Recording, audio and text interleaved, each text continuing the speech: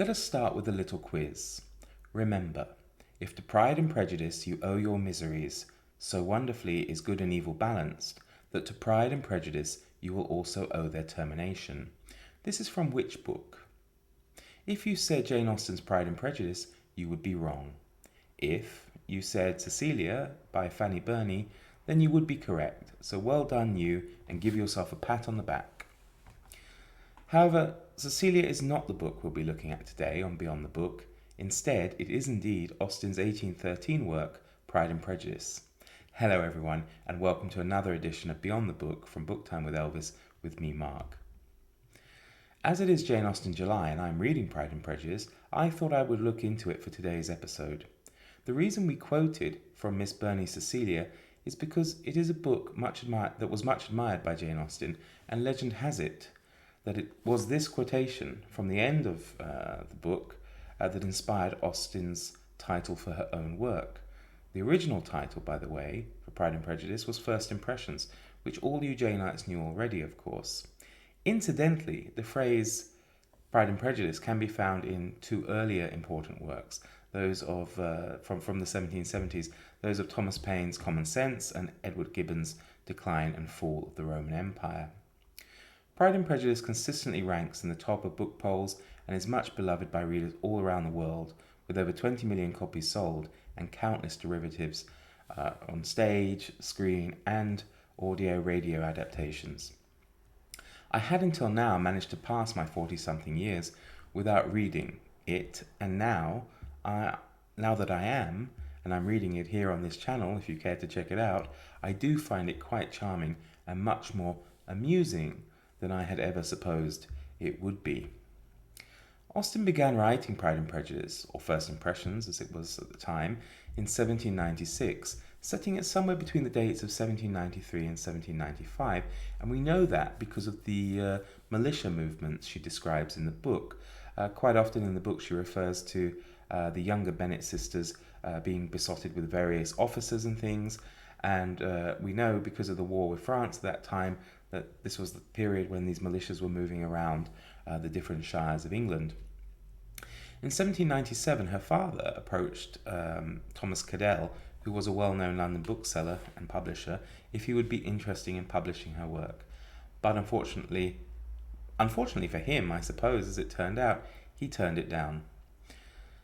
She then went on to make significant revisions to the text sometime between 1811 and 1812, but sadly none of the original manuscripts survive. It is believed, however, that the novel was written in the epistolary style, and that is to say that it would have contained a series of letters back and forth that would have told the story. It was around this time that she changed the title to Pride and Prejudice and sold the publication rights to a Thomas Egerton for a mere £110. She originally wanted £150. That £110, if you translate it into today's money, would be £7,800, which, considering the novel's success, was very cheap. Before Egerton published the work, two other works of the same name had actually also been released in that intervening period. One was a novel by Margaret Holford, and the other was a play by a gentleman called Horace Smith. The book was finally published in 1813, and it was released in 3 volumes. And from just the first 2 editions of that book, Egerton made over £450.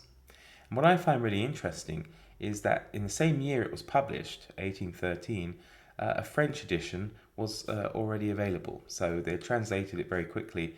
And considering, that England would have been at war with France at the time, it is quite something.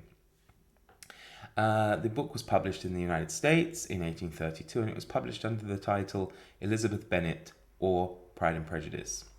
Like all of Austen's novels, it was published anonymously. Sense and Sensibility was anonymous, although they did admit to it having been written by a woman. When Pride and Prejudice was published, it was only attributed to the author of Sense and Sensibility.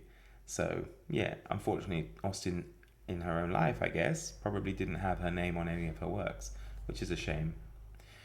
How was the book received? Well, critical reception of the book was well received. Sir Walter Scott said in his diary, read again, and for the third time at least, Miss Austen's very finely written novel of Pride and Prejudice. Famed critic, oh, I can't speak today, George Lewes raved about the book, which prompted a letter from another literary giant who said Pride and Prejudice was a disappointment, a carefully fenced, highly cultivated garden with neat borders and delicate flowers, but no open country, no fresh air, no blue hill, no bonny beck. Have you any idea who that was? Well, don't worry, I'm going to tell you. It was none other than the author of Jane Eyre herself, Charlotte Brontë.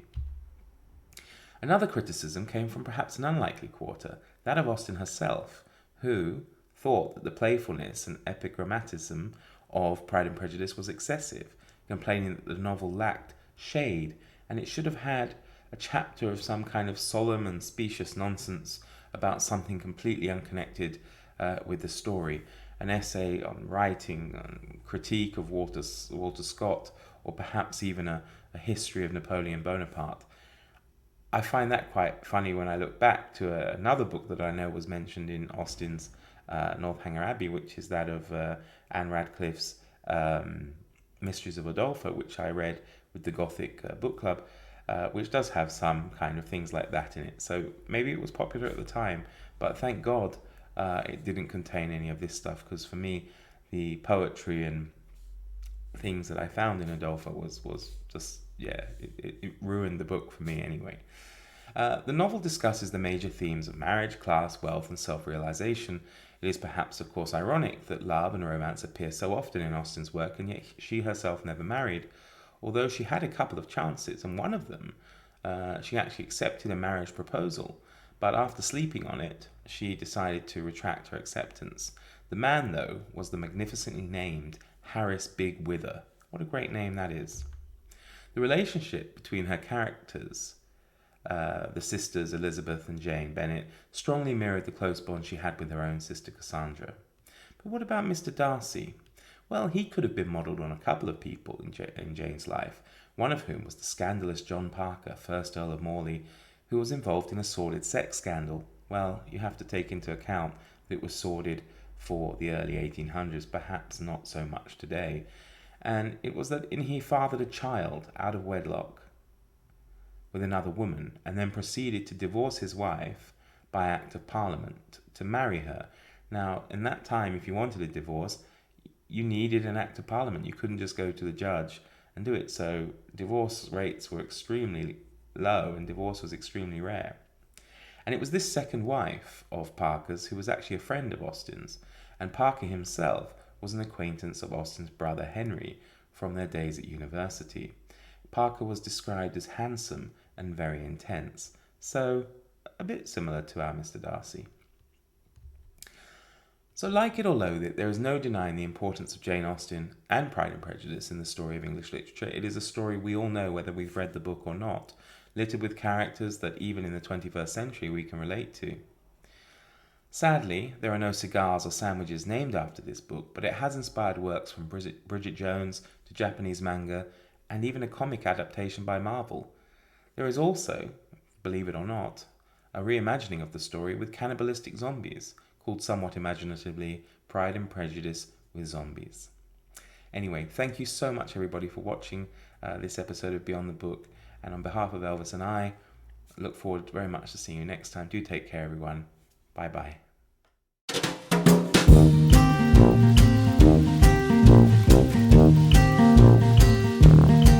Better